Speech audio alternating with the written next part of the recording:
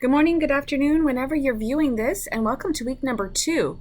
This week we're going to dive into the hotel business. And so the objectives are here listed on the screen and on the front page of the assignments for this week, where we'll highlight hotel ownership and development, and also be able to participate in a couple of different discussion exercises that we have that go hand in hand with articles that are found in the textbook.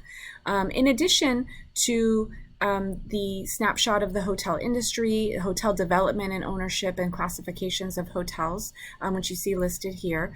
The discussions are here in the do column, as well as service evaluations. And I will say that there's still a couple days left for students to be able to submit to me the top 2 items that they value most in evaluating service. And so once I have that information, on the 20th, I'll be able to post more information about the exercise on service evaluation, in particular the specifics that we're going to be using as an evaluation criteria.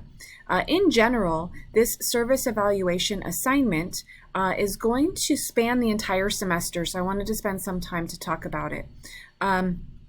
It's going to be a discussion thread where I'd love to hear your stories of a service experience and be able to report out kind of in order of how the evaluation is set up.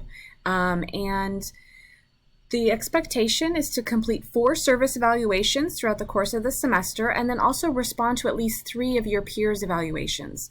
And I will post comments or questions, or even maybe a service evaluation of my own to make sure that we're continuing the conversation. And so there is an ability to be able to get some extra credit as well for this assignment. And like I said, as soon as we have the evaluation completed for fall 2024, I will post it so that we can begin starting to share our service stories. So I look forward to all of the great discussion and interaction in week 2, and please don't hesitate to let me know if you have any questions, either via email or via the optional office hours that I'll hold on Tuesday via Zoom.